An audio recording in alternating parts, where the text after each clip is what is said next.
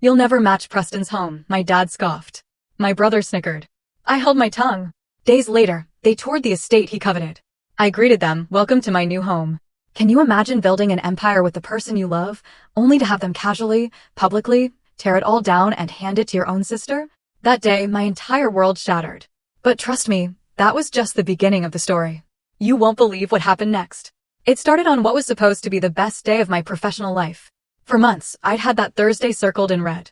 I woke up before my alarm, a faint promise of sun on the horizon. I remember the cool hardwood floor under my feet, the quiet hope as I made coffee for my husband, Preston, 2 sugars, no cream. I remember thinking, this is it. This is the day everything pays off. And believe me, I'd paid my dues. For 8 long months, I was the one holding our company together.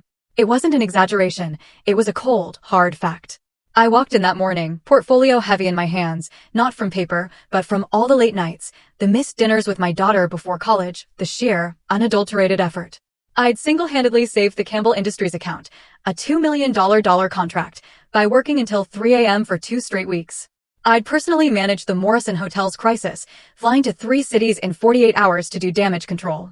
And I'd overhauled our digital marketing, increasing engagement by an insane 340%.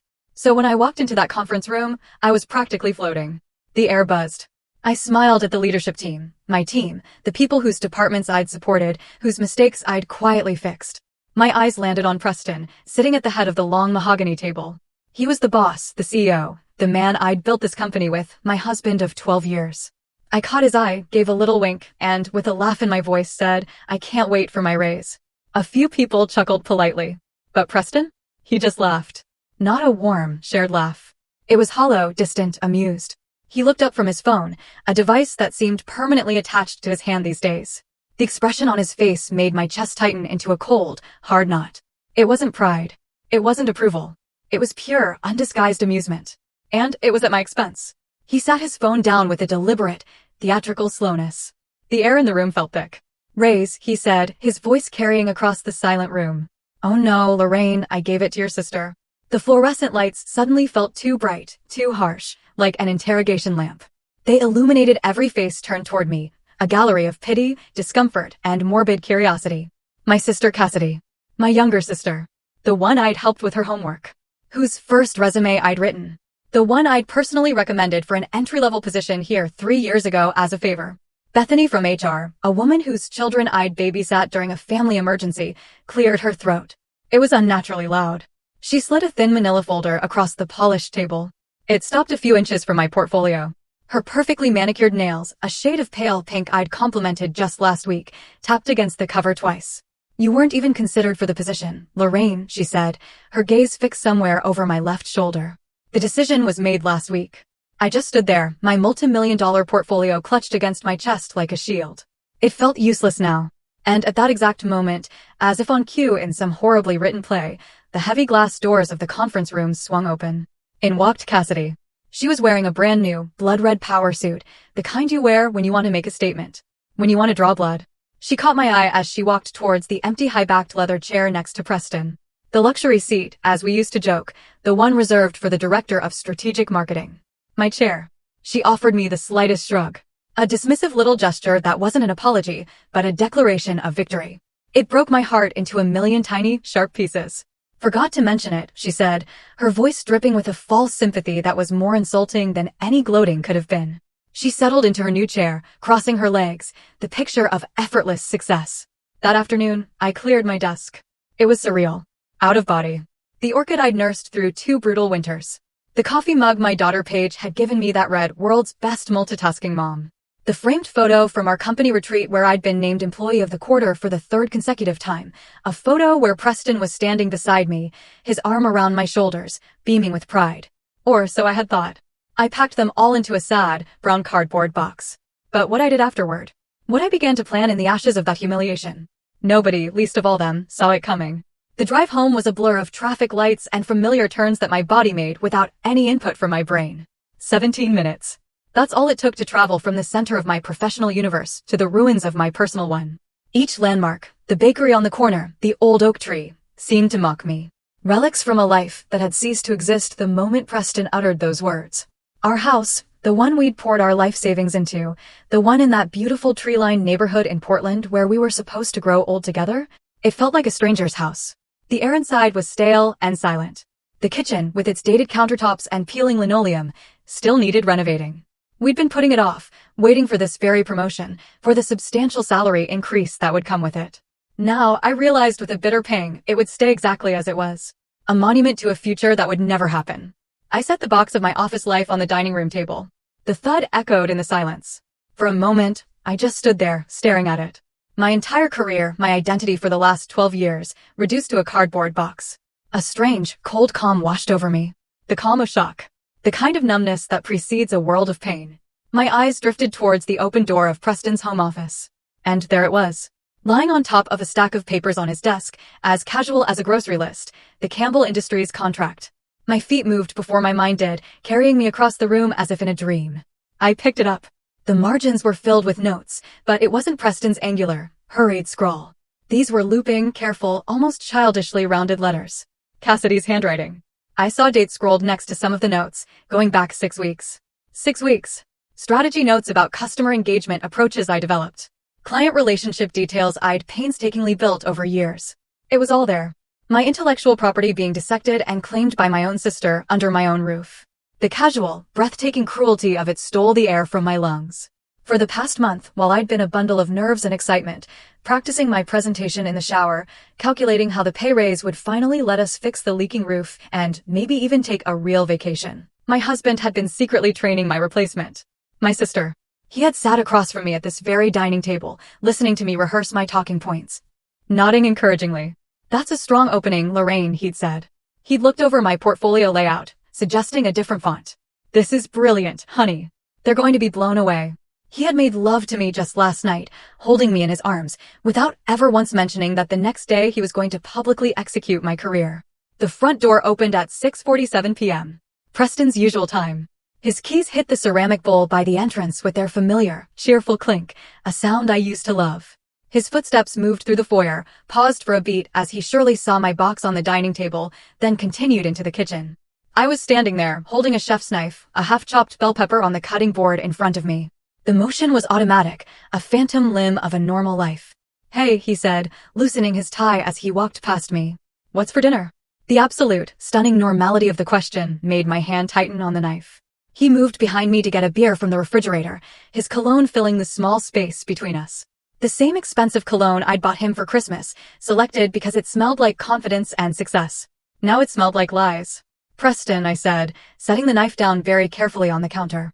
I turned to face him. "We need to talk about today." He popped the beer cap against the granite countertop, a habit I'd asked him 100 times to stop because it left little marks. He took a long, slow drink, his eyes avoiding mine. "What about today?" he asked, his voice deliberately casual. "The promotion?" I said, my own voice trembling slightly. "Cassidy. The fact that you've been handing my work over to her for weeks while I prepared a presentation you knew was utterly pointless."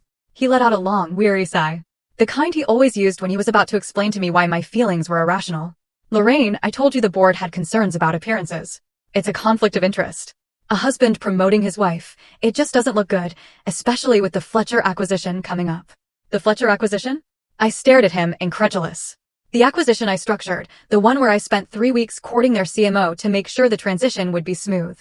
That acquisition.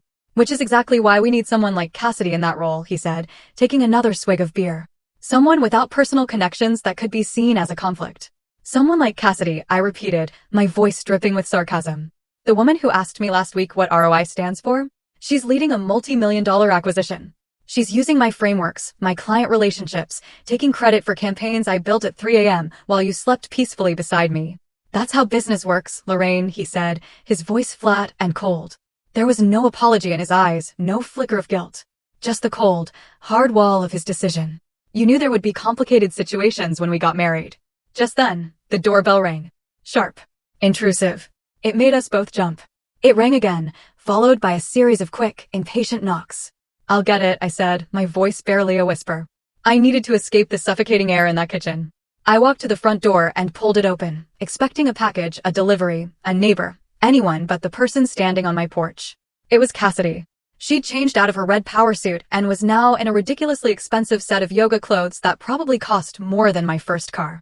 Her smile was different now, brighter, more genuine, like we were just two sisters, best friends, about to go grab coffee. Hi, Lorraine. Hope I'm not interrupting dinner, she chirped, her eyes flicking past me into the house. Behind me, I heard Preston's footsteps approaching. Cassidy, what are you doing here? You left this at the office, she said, pulling his personal laptop from an oversized designer purse. She wasn't talking to me. She was talking to him. You said you needed it for the Fletcher presentation tomorrow morning. She handed him the laptop. Their fingers brushed in the exchange. It was a small, insignificant gesture, but it was practiced. Familiar. Intimate. My stomach turned over. Thanks, he said, his voice a little too tight. I completely forgot. No problem, she said, her gaze finally settling on me. About tomorrow's presentation. Should I use Lorraine's deck as a starting point or just create something fresh? Create something fresh, Preston said without a moment's hesitation. We need a new perspective. Her attention shifted to me fully then, her face a perfect mask of corporate sympathy. Lorraine, I'm really, truly sorry about today. I know it must have been unexpected, but I'm sure you understand, deep down, that it's what's best for everyone. The perfectly chosen, meaningless, soul-crushing words. I just smiled. The same polished, professional smile I had perfected in 1,000 hostile meetings. Of course, Cassidy, I said, my voice perfectly, terrifyingly even. I understand perfectly. After she left, a trail of expensive perfume lingering in the air, Preston closed the door and turned to me, a look of strained reasonableness on his face. See? She's just trying to be professional about this whole thing. Professional? I repeated the word, tasting like poison in my mouth. Is that what we're calling showing up at my house and revealing workout clothes? To deliver a laptop you could have easily survived without until tomorrow. Don't make this something it's not, he warned, his voice low. But I was already walking away, heading upstairs. In our walk-in closet, I pulled down my large suitcase, the one we'd bought for our honeymoon in Maui 12 years ago. I opened it on the bed. Preston appeared in the doorway, his forgotten beer still in his hand. What are you doing? Getting some space, I said, pulling sweaters from a drawer and folding them with numb precision. Lorraine, don't be dramatic, he sighed. It's just a job. I paused, holding a soft cashmere sweater Paige had given me for Christmas. I turned to face him, my eyes finally meeting his. You're right, I said, my voice dangerously quiet. It's just a job. And this is just a marriage where my husband orchestrates my professional humiliation. And that was just my sister stopping by our house after dark. Nothing dramatic about that at all. He stood there watching me as I packed up 12 years of my life. He didn't say a word to stop me. He just watched. And in his silence, I heard everything I needed to know. That night, I didn't just pack a suitcase. I packed a grudge. And in the sterile quiet of my sister Beverly's guest room, I started making a plan. Just before I fell into a restless sleep, I checked my banking app. A cold dread washed over me. The joint savings account, the one containing the bulk of our liquid assets, had a balance of 0. He had transferred everything out. And then I saw the email notification from the bank. Subject: account closure request processed. He hadn't just pushed me out of the company. He had locked me out of my own life. My first night of exile was spent at my older sister Beverly's house.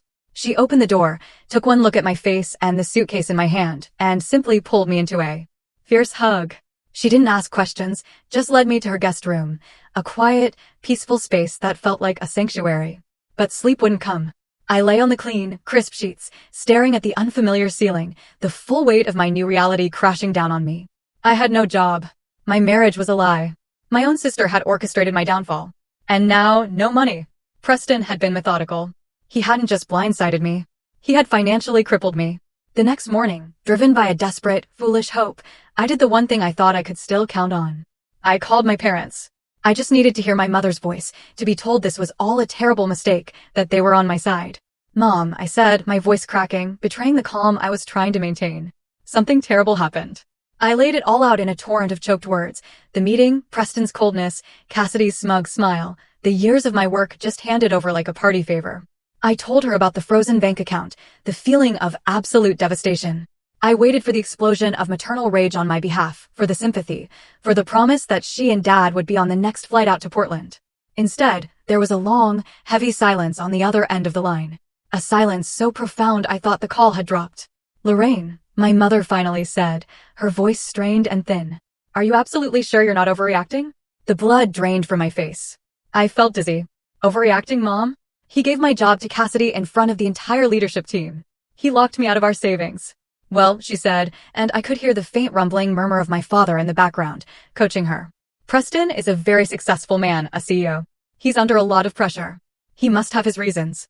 And Cassidy, she's always looked up to you so much. Maybe you should see this as a chance for you to mentor her, to guide her. I couldn't form words. My throat closed up. Mentor her, Mom? She conspired with my husband to steal my career. They're having an affair. The words tumbled out before I could stop them. Now, Lorraine, don't use such dramatic, ugly language, my mother chided, her voice turning sharp. You have no proof of that. You've always been so ambitious, so intense. It can be a lot for a man to handle. Maybe this is a sign you should slow down. Focus on being a wife. Cassidy is just better at being supportive. She knows how to make a man like Preston feel important. Perhaps you should learn a little from your sister. Know how to be softer, more agreeable with your husband. I hung up the phone without saying goodbye. It felt like I'd been slapped harder than any physical blow. It wasn't just a betrayal from my husband and my sister anymore. It was from my own parents. They had chosen a side, and it wasn't mine. They had always favored Cassidy, the pretty, charming one, while I was the serious, driven one. I see now that my success hadn't made them proud. It had made them uncomfortable. It had highlighted everything Cassidy wasn't. That night, huddled in the safety of Beverly's guest room, I realized I was utterly, completely alone. The despair was a physical thing, a heavy blanket threatening to suffocate me. I cried until I had no tears left, until my body was just a hollowed-out shell of exhaustion and grief. This was rock bottom. This was the point where you either shatter completely, or you start to piece yourself back together into something harder, something sharper. And as the first gray light of dawn filtered through the window, a different feeling began to stir in the pit of my stomach, overriding the grief. It was rage. A cold, hard, clarifying rage. A rage that burned away the tears and left behind a core of pure, unadulterated steel. They had pushed me off a cliff into the darkest abyss. They just didn't realize they'd given me wings on the way down. Beverly's quiet suburban house became my war room. She was my rock, silently providing coffee, food, and the space I needed to think. My first challenge was a practical one. I was an army with no weapons. My access to the company servers had been revoked. My email locked. My digital life erased. But Preston had made one critical, arrogant mistake. He underestimated my memory. He knew I was a brilliant marketer. He'd forgotten that 15 years ago, when we were just a scrappy startup in a rented office, I was the one who designed and built our company's entire network architecture. I knew its backdoors. I knew its forgotten pathways. I knew its ghosts because I had created them. The local public library, with its rows of anonymous computers and free Wi-Fi, became my new office. The smell of old paper and floor polish was a strange comfort in the chaos. For 3 solid days, from the moment it opened until the moment it closed, I sat in a corner corral, nursing a single cup of lukewarm coffee from my thermos, my fingers flying across the grimy keyboard of a public computer. It was a painstaking, nerve-wracking race against time. I could feel their IT department, my old team, closing the loopholes, patching the very holes I was slipping through. My screen would flicker, a connection would be lost, and I'd have to find another way in, using old administrator passwords I'd set a decade ago and prayed no one had ever bothered to change. My heart pounded with a mixture of fear and adrenaline. Every time a librarian walked past, I was sure I was about to be caught. But on the 3rd afternoon, exhausted and almost ready to give up, I found it. It wasn't in the main marketing directory. It was buried deep in a partition server drive, mislabeled as 3rd quarter financial audits. A folder so boring no one would ever look inside. But the name of the single subfolder made the hair on my arm stand up, Project Nightingale. It was a code name Preston, and I had joked about years ago for a hypothetical palace coup. He was using our old inside jokes to hide his betrayal. My hand was trembling as I clicked it open. It was all there. A meticulous, cold-blooded plan to oust me, dating back nearly a full year. There were emails between Preston and Cassidy discussing my emotional overinvestment in clients as a critical weakness. There were falsified performance reviews I'd never seen, full of fabricated complaints from anonymous colleagues about my abrasive management style. There were detailed financial projections modeling the company's performance after my departure, with Cassidy at the helm. But it was the other files that made me physically ill. A subfolder labeled Travel and Entertainment. It was full of photos. Dozens of them. Preston and Cassidy at a leadership conference in San Diego, a conference I knew for a fact I was supposed to attend before Preston told me it was canceled last minute due to budget cuts. They were on the beach, laughing, his arm draped possessively around her bare shoulders. A picture of them kissing, the city lights of Chicago twinkling behind them on the balcony of a hotel suite I knew for a fact was booked on the company dime. Receipts for dinners at restaurants that cost more than my monthly car payment. For jewelry. For weekend getaways. All meticulously filed under Client Entertainment. The download bar crept across the screen, agonizingly slow. 98%. 99%. My entire body was tense. Just as the transfer completed and the little icon appeared on my flash drive, the screen went black. A single message appeared in white text: System alert. Unauthorized access detected. Your IP address has been logged. They'd found me, but it was too late. I calmly pulled the cheap USB drive from the port. On that tiny piece of plastic, tucked safely into the pocket of my jeans, I held their entire conspiracy. I walked out of that library not as a victim, but as a hunter with a pocket full of ammunition. Preston and Cassidy didn't just fire me. They set out to salt the earth so nothing could ever grow there again. The whispers started almost immediately. A coordinated and vicious smear campaign. I heard them through the grapevine. Through the sudden awkward silence when I called former colleagues. Through the job interviews that were inexplicably canceled at the last minute.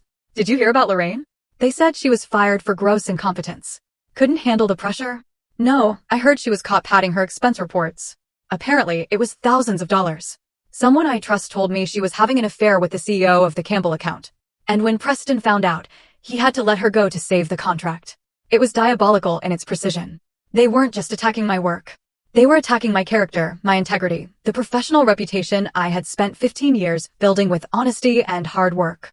It was being systematically dismantled lie by lie. I sent out dozens of resumes. I was overqualified for most positions. Yet my phone remained silent. The few interviews I did get were tense and strange.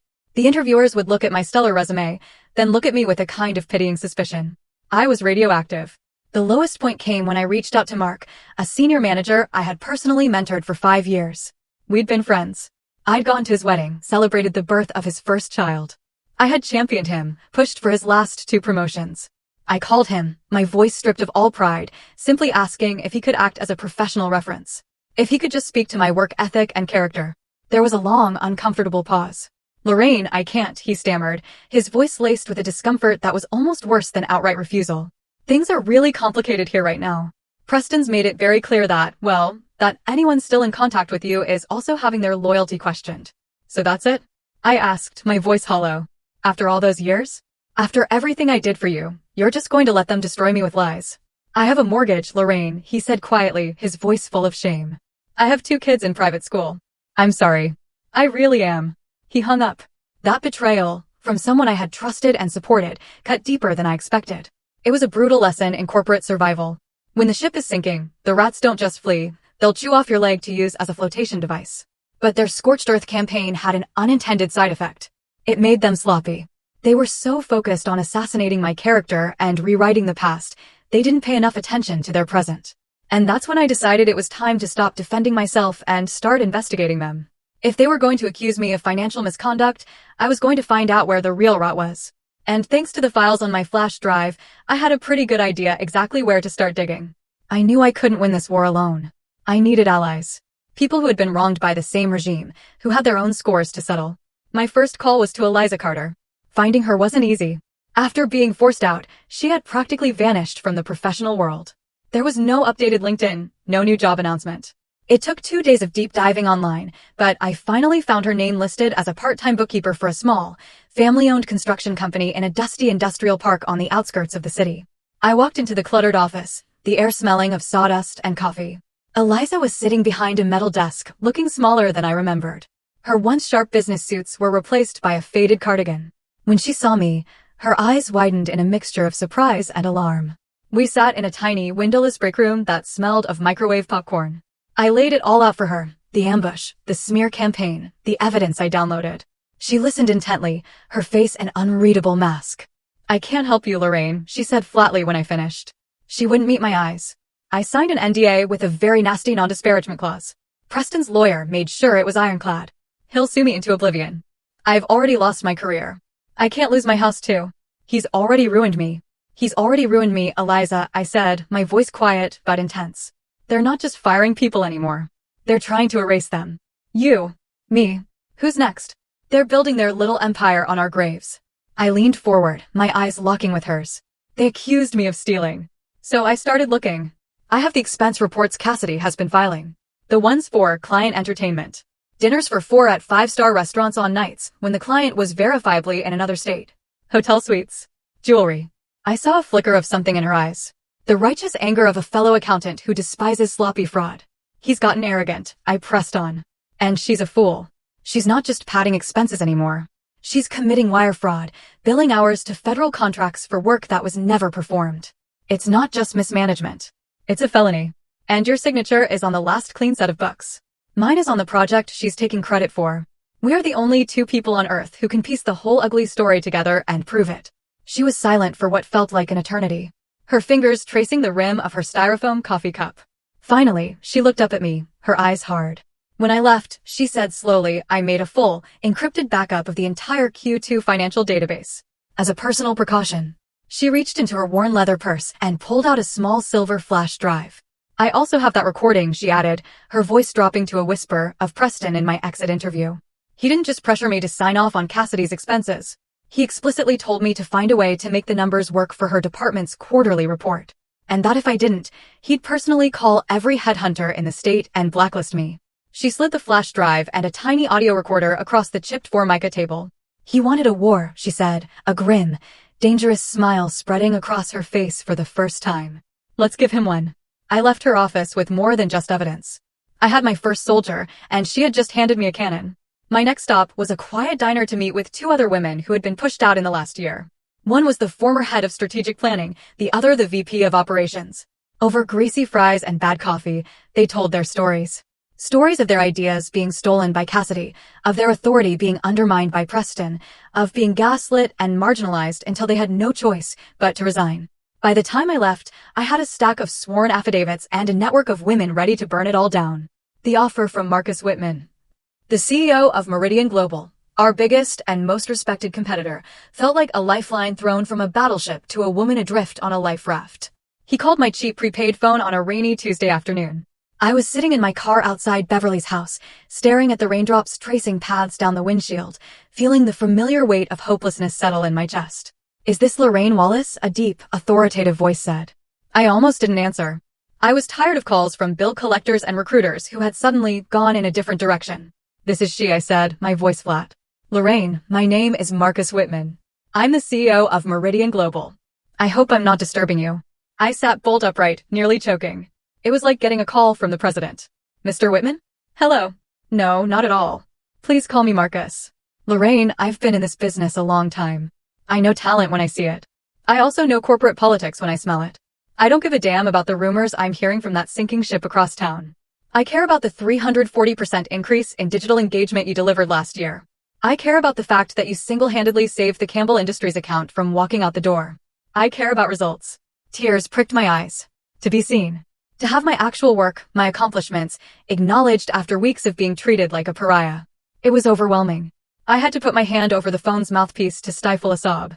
Portland's business community is smaller than you think, he continued, his voice kind, but all business. Word travels when top-tier talent is suddenly and inexplicably on the market. We're expanding our strategic marketing division. The position is director, but frankly, that's just a starting point. I'm offering you a starting salary that's 30% higher than what I imagine you were making. Full creative control, and a budget to build your own team from the ground up. I was speechless. My mind was reeling. There's one more thing, he said, and I could hear the smile in his voice. I'll have my corporate lawyer look at your non-compete clause.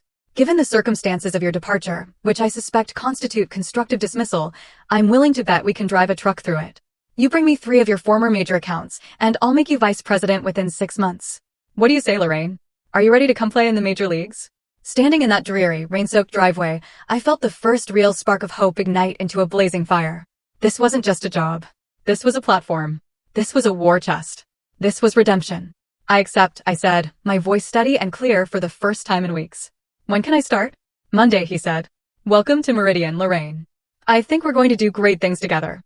I ended the call and let out a breath I didn't realize I'd been holding for a month. The game had just changed. I was no longer a desperate, unemployed woman fighting for scraps. I was the incoming director at Meridian Global, and I had an army to build. My next call was to my daughter, Paige. I had tried to shield her from the worst of it, feeding her vague assurances that I was just taking a break. But I needed her now, not just for her emotional support, but for her skills. Mom, you sound different, she said, her voice sharp with perception after I told her the news. You sound like you again. I have a fight on my hands, sweetheart. A big one. And I need your help. Anything, she said, without a moment's hesitation. Paige was a computer science major, a digital native who was brilliant and tech-savvy in ways I could only pretend to be. That night, over a long, encrypted video call, she became my technical advisor. She walked me through setting up multi-layered security for all my evidence, creating a dead man's switch that would release the files to a journalist if anything happened to me. If you're going to war, Mom, you need to protect your communications and your assets, she said, her young face set with a grim determination that mirrored my own. Then she hesitated.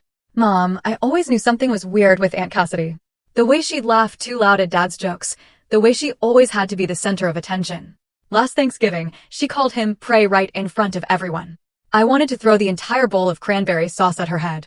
Why didn't you say anything? I asked softly. Because you seemed happy, she said, her voice small. And I thought maybe I was just being a jealous teenager. She looked up, her eyes meeting mine through the screen. But this isn't imagination, is it? No, baby, I said, my heart aching for the innocence she had lost. It's not. I now had my most important ally. The Wallace women were officially going to war. With a new job secured and my evidence safely encrypted and backed up in 3 separate locations thanks to Paige, it was time to move from defense to offense. Preston and Cassidy thought they were fighting a ghost. They had no idea I was about to bring the whole haunted house down on top of them. My first move was quiet, precise, and aimed directly at the heart of their power structure. It was an email, drafted and redrafted 17 times until every word was a perfectly sharpened, poison-tipped dart. It wasn't an accusation. It was an expression of grave concern regarding potential fiduciary mismanagement and its impact on shareholder value. I sent it from a secure, anonymous email address to a single, very carefully chosen recipient, Sterling Hayes, the longest-serving member of the board, a notorious stickler for ethics and a man who personally despised Preston's flashy, corner-cutting style. The email didn't mention my name or my scandalous dismissal. It simply laid out a series of troubling data correlations that any competent board member would find alarming. It pointed out, with attached, heavily redacted documentation, how the marketing department's budget had seen a 40% increase in discretionary and entertainment spending that directly coincided with Cassidy's promotion. It highlighted, using publicly available data, how client retention numbers, while publicly stable, were being propped up by hiding the quiet loss of 3 mid-level accounts, losses that occurred shortly after their primary contact had left. It noted that employee turnover in that specific department had tripled in 6 months, with exit interviews citing leadership concerns that were, according to HR records I'd managed to glimpse, never addressed or escalated. I attached a single, heavily redacted spreadsheet from Eliza's files, just enough to show that the numbers were real and that I had more. The email was designed to light a small, contained fire in the one place Preston couldn't easily extinguish it, the boardroom. It was a formal invitation for the board to start asking its own questions. My second move was public, designed to create external pressure. I spent an entire weekend crafting an article for LinkedIn. The title was, When Merit Meets Politics, a case study in corporate leadership failure. It was a cold, clinical, academic analysis of a hypothetical company where promotions were based on personal relationships rather than professional achievement. I described, with charts and graphs, how such an environment inevitably leads to financial instability, the loss of institutional knowledge, and a toxic culture that drives away top talent. I didn't use a single name or company identifier, but for anyone in the close-knit Portland business world, the parallels would be unmistakable and deeply embarrassing. I scheduled it to publish exactly noon on Friday, when I knew most executives and industry professionals would be scrolling through their phones during their lunch breaks. Then I waited. The fuse had been lit. The first explosion was set to go off in the boardroom, and the second was set to go off in the court of public opinion. All that remained was to watch it burn. The explosion happened faster and more spectacularly than I could have ever imagined. Sterling Hayes, as I predicted, was a man who hated loose ends and financial ambiguity. On Friday morning, he bypassed Preston entirely and used his authority as the lead independent director to call an emergency board meeting. My old colleague, Timothy, a sweet, hard-working kid I had mentored, became my eyes and ears, sending me a rapid-fire series of text messages that had my heart pounding. 7:43 a.m. Emergency board meeting just called for 8 a.m. Agenda listed only as urgent governance matter. Everyone is freaking out. 8:15 a.m. Preston and Cassidy just went into the boardroom. They look like they've seen a ghost. Preston was sweating. 9:02 a.m. They've called Bethany from HR in. The door is closed, but I can hear raised voices. Sterling Hayes is shouting. At exactly noon, as the chaos was unfolding behind closed doors, my LinkedIn article went live. Within 30 minutes, it had nearly 50 comments and had been shared over 100 times. But it wasn't just the numbers. It was the content of the comments. Women and men from across the industry started sharing their own stories of being passed over for the boss's unqualified son or the CEO's new girlfriend. The comment thread transformed into a viral public therapy session for corporate betrayal and nepotism. My story had become their story. But at 2:17 p.m., the comment that mattered most appeared. The one that turned a brush fire into an inferno. It was from Robert Campbell, the powerful and widely respected CEO of Campbell Industries, our most valuable client. He wrote simply, an insightful and troubling analysis. Leadership transitions should never compromise project continuity or client relationships. I am becoming concerned about recent changes affecting our account management. I would appreciate a direct conversation with Lorraine Wallace regarding the ongoing campaigns she initiated. He had tagged me publicly. It was a kill shot. My cheap prepaid phone rang within minutes. It was Robert's direct line. Lorraine, he said, his voice grim and devoid of pleasantries. I just found out about your departure this week. This is unacceptable. We have $2 million a quarter invested in strategies you personally developed. I just had a deeply unsettling call with Cassidy. She couldn't answer a single basic question about our target demographics for Q4. She didn't even know we had shifted our focus to the Southwest market. I'm sure she'll get up to speed, I said, my voice a perfect model of professional neutrality. There's no time for that, he snapped. She tried to tell me the new strategy was her idea. I know for a fact you presented it to me yourself 6 months ago. We need you, Lorraine. If you're available for independent consulting, Campbell Industries will retain your services immediately, at any price. Actually, Robert, I said, a slow, triumphant smile spreading across my face. I've accepted a position with Meridian Global. I start on Monday. There was a stunned pause on the other end of the line. Then a hearty, booming laugh. Marcus Whitman finally made a smart move. Good for him. Good for us. Expect a call from my legal team first thing Monday morning. We're moving our account. The first domino had just fallen, and it was a big, multi-million-dollar one. After Robert Campbell's call, the dam broke. It was a flood. By 4 p.m., my phone, which had been silent for weeks, was buzzing incessantly. 2 more major clients, Morrison Hotels and Pinnacle Brands, had seen Robert's public comment on LinkedIn and called Preston directly, threatening to pull their multi-million-dollar contracts. They both specifically cited the unacceptable and unexplained loss of their primary strategic contact, me. Preston, clearly in a full-blown panic and demonstrating the poor judgment that was about to become his trademark, did something incredibly stupid. He had Cassidy send out a company-wide email. In it, she attempted to take sole, explicit credit for every major success the company had had in the past year, the Campbell Industries relationship, the Morrison Hotels crisis resolution, the digital marketing overhaul that had won us 2 industry awards. It was a desperate, blatant, and easily disprovable lie. What she didn't realize, what neither of them knew, was that I was one step ahead. Earlier that morning, anticipating a move like this, I had sent a little care package from a secure email address to my personal contacts, the VPs of marketing at each of those client companies. The package contained the original, unalterable project files, complete with embedded metadata showing my name as the author and a full revision history tracking my work over months. Her email didn't make her look like a leader taking charge. It made her look like a fraud and a fool. Around 6:03 p.m., I was in Beverly's quiet guest room, packing the few things I had into my suitcase, preparing for my new life that would start on Monday. I heard a car screech to a halt outside, followed by the sound of a car door slamming. It was Preston. He didn't knock. He stormed up the walkway and pounded on the door like he was trying to break it down. Beverly opened it, a formidable, protective presence blocking his path. You are not welcome here, Preston. I need to talk to my wife. He was visibly agitated, his face pale and blotchy, trying to push past her. I walked to the doorway, calm and composed. There's nothing left for us to say. His eyes, when they met mine, were wild with a desperation I'd never seen before. Lorraine, please, he begged. You have to stop this. You have to call Robert Campbell back. Tell him it's all a misunderstanding. You're destroying everything we built. No, Preston, I said, my voice as cold and hard as steel. I'm not destroying what we built. I'm watching you destroy what you and my sister stole. He flinched as if I'd physically slapped him. That's not fair, he whimpered. Fair? I laughed, a bitter, sharp sound that held no humor. You want to talk about fair? Was it fair when you humiliated me in front of my colleagues? Was it fair when you conspired with my own sister to ruin my career and my reputation?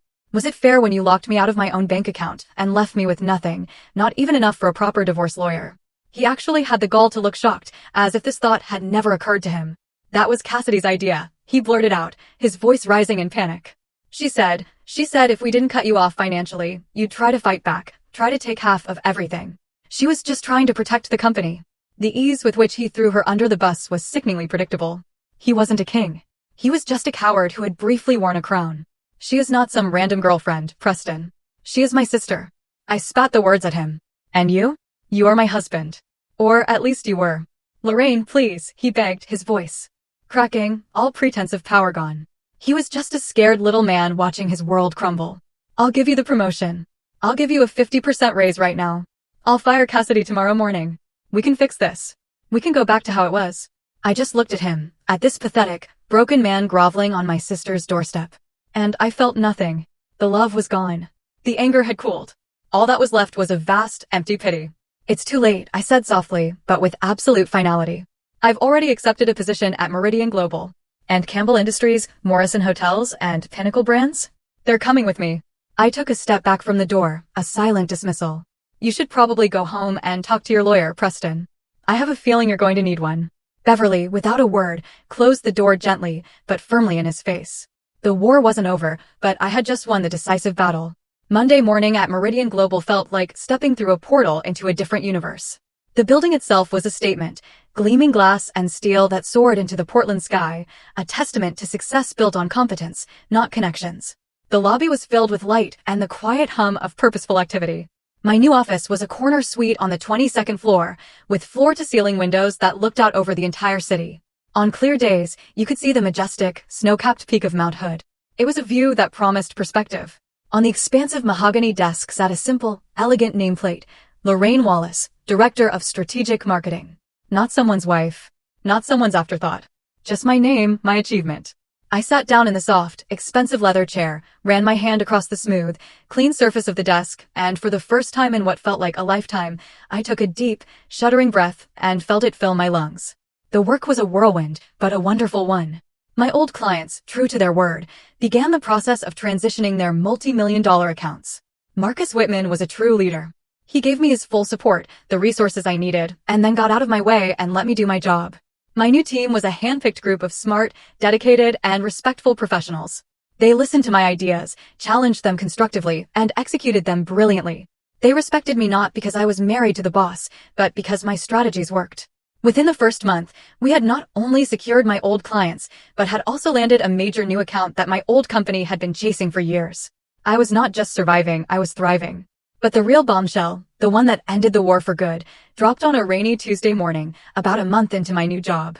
The Business-Specific Quarterly, the most respected financial journal in the region, published a front-page exposé by a sharp, relentless investigative journalist named Catherine Bulalov. The title was The House of Cards, a story of nepotism, fraud, and corporate decay at Cascade Marketing. Catherine had done her homework. She had taken the breadcrumbs I had given her and had followed the trail all the way to its rotten core. She had spoken to Eliza. She had spoken to the other women I'd connected her with who had been pushed out. She had found a dozen other anonymous sources from inside the company, all telling the same story of a toxic culture of fear and favoritism. She even had the full, unedited audio recording of Preston threatening Eliza. The article laid out in meticulous, damning detail the financial irregularities, the fraudulent expense reports signed by Cassidy, the culture of lies, and the mass exodus of talent. The article never mentioned my name once. I had insisted on it, but it painted a devastatingly clear picture. A once prominent Portland marketing firm being run into the ground by an incompetent, arrogant CEO who had promoted his unqualified mistress, who also happened to be the sister of his highly confident, recently departed wife. The fallout was immediate and catastrophic. The company's stock, which was publicly traded, plummeted 40% in a single day of trading. The remaining board members, led by a furious Sterling Hayes, forced Preston to resign in disgrace to avoid a shareholder lawsuit. Cassidy was fired unceremoniously, escorted out of the building by security with a single box of her belongings, a perfect, poetic echo of my own departure. I received a text from my daughter Paige that afternoon. It was a screenshot of Cassidy's LinkedIn profile.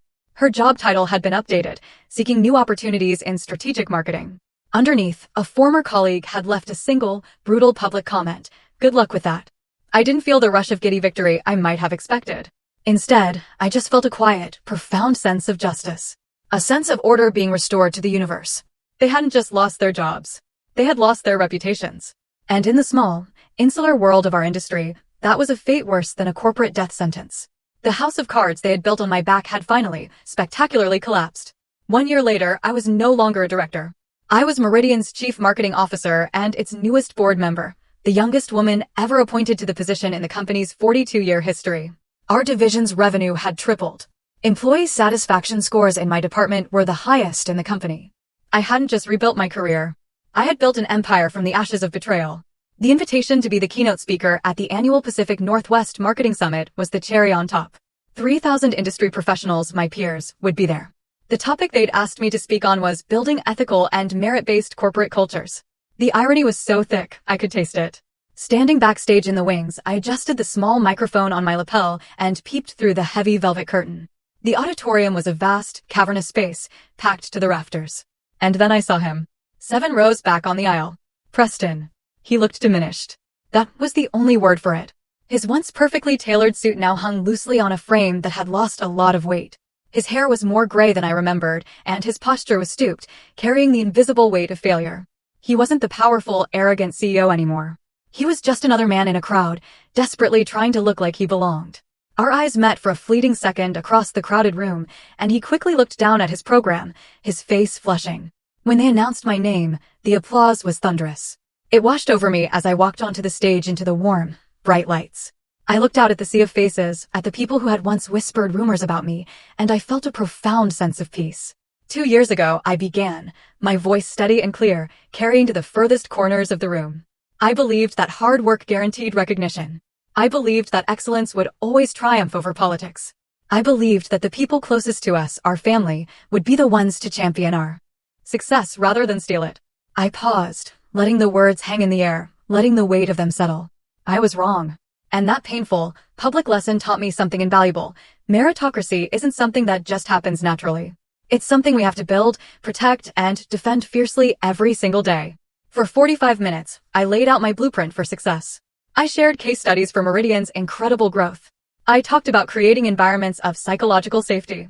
I spoke about the tangible, bottom-line value of integrity. I never mentioned his name. I never mentioned his company. I didn't have to. Everyone in that room knew the story behind the story. The standing ovation lasted 4 full minutes. As I walked off stage, my heart soaring, my phone buzzed in my pocket. It was a text from an unknown number. From him. Lorraine, please. 5 minutes. I just need to explain, to apologize. I looked at the message for a long moment. Then I deleted it without responding. There was nothing left to explain. There was nothing left to apologize for. He was part of my history, not my destiny. A few weeks later, Marcus Whitman called me into his office. Lorraine, he said, a strange, knowing smile on his face. I have an unusual situation. We've been approached about an acquisition. He pushed a thick folder across his desk. The name on the tab was Cascade Marketing, Preston's old company, or what was left of it. After he was ousted, the company had entered a death spiral. They were now bankrupt, desperate for a buyer to absorb their few remaining assets and massive debt before liquidation. The board wants you to lead the acquisition team, Marcus said, watching my face carefully for a reaction. You know their client list and their liabilities better than anyone. And so, a week later, I found myself sitting at the head of that same long mahogany conference table, in that same room where my life had been torn apart. But this time, I wasn't the one being judged. My legal team from Meridian flanked me. Across the table, Preston and what remained of his board sat like defendants awaiting sentencing. And next to him, looking thin and nervous, her expensive clothes now looking cheap and ill-fitting, was my sister Cassidy. She was there as a major shareholder, her stock now worthless. The terms of the acquisition are non-negotiable, I began, my voice cool and professional as I opened the folder. Meridian will absorb your 3 remaining profitable client contracts. We will not be taking on any of your outstanding debt. As for personnel, I paused and pulled out 2 single-page documents I had asked our lawyer to prepare myself. These executive positions are redundant and will be eliminated immediately with no severance as per the bankruptcy filing. Preston's name was on the first one. Cassidy's name was on the second, under her now worthless title of shareholder. Her head snapped up, her eyes wide with a mixture of disbelief and fury. You can't do this, she hissed across the table, her voice cracking. After everything. I'm your sister. You owe me. I looked at her, really looked at her for the first time in 2 years.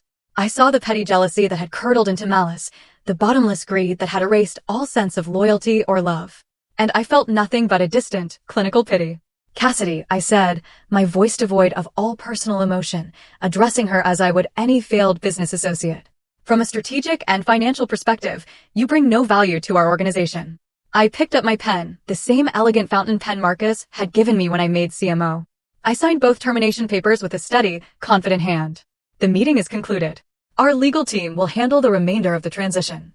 I stood up, gathered my documents, and walked out of that room, leaving them to the ruins of the kingdom they had stolen. I didn't do it for revenge. I did it because it was the right business decision. And that, I realized, was the most absolute and satisfying victory of all. In the years that followed, my life blossomed in ways I could never have imagined when I was crying on a lumpy motel bed. Paige graduated summa cum laude from college, her groundbreaking thesis on ethical leadership in modern corporations winning national acclaim. She turned down offers from a dozen top firms to join my team at Meridian. Not because she was my daughter, but because she was the most brilliant, creative young strategist I had ever met. Together, the Wallace women were a force of nature, building something incredible, something lasting. My relationship with my sister Beverly grew closer than ever. She was my staunchest ally and my dearest friend. My parents, well, that relationship remained complicated. They never fully apologized or acknowledged the depth of the harm they'd done. But in their old age, there was a quiet, regretful understanding in their eyes that they had backed the wrong horse. I learned to accept their flawed love for what it was and moved on.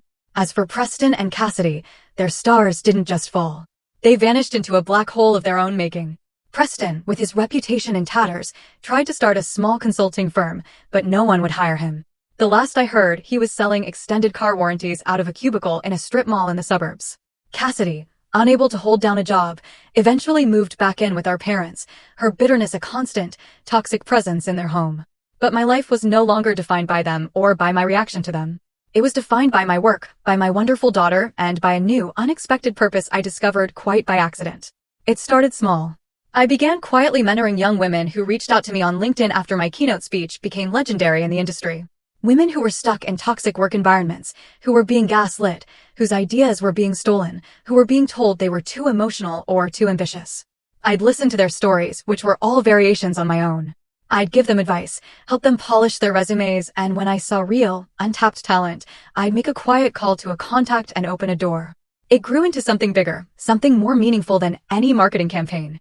I used a significant portion of my now substantial earnings and stock options to establish the Wallace Foundation, a nonprofit dedicated to providing free legal aid, career coaching, and networking support for women facing workplace discrimination and harassment. We helped women fight illegal NDAs, negotiate fair severance packages that allowed them to land on their feet, and find new jobs in companies that would value them. One evening, I was at a fundraiser for the foundation. The room was buzzing with the energy of hundreds of women, lawyers, doctors, artists, executives, all of whom had been touched by our work in some way. A young woman came up to me, her eyes shining with unshed tears. Her name was Grace. We had helped her leave an emotionally abusive boss a year prior, and now she was a rising star, a VP at a major tech firm. "You don't just give advice, Lorraine," she said, grabbing my hand, her grip surprisingly strong. "You give people their power back. You don't just open doors, you teach us how to build our own. You changed my life." Looking at her, at all the powerful, resilient women in that room whose lives we had touched, I finally understood. The betrayal, the pain, the public humiliation. It wasn't the end of my story. It was the crucible that had forged me into the woman I was always meant to become. My true legacy wasn't the titles on my business card or the numbers on my balance sheet. It was this. It was the ever-widening circle of women helping other women, turning their pain into purpose, their scars into strength. Preston and Cassidy had tried to bury me deep in the cold, dark earth. They never imagined that they weren't at a funeral. They were at a planting. Thank you so much for listening to my story. If it resonated with you in any way, if you've ever felt overlooked, underestimated, or betrayed, please know that you are not alone. And know that your greatest strength is often forged in your deepest pain. I'd be honored if you would share your own thoughts or a piece of your own story in the comments below. What would you have done if you were me in that conference room? Or in the kitchen? I read every single one and they give me strength. Take care of yourselves and each other.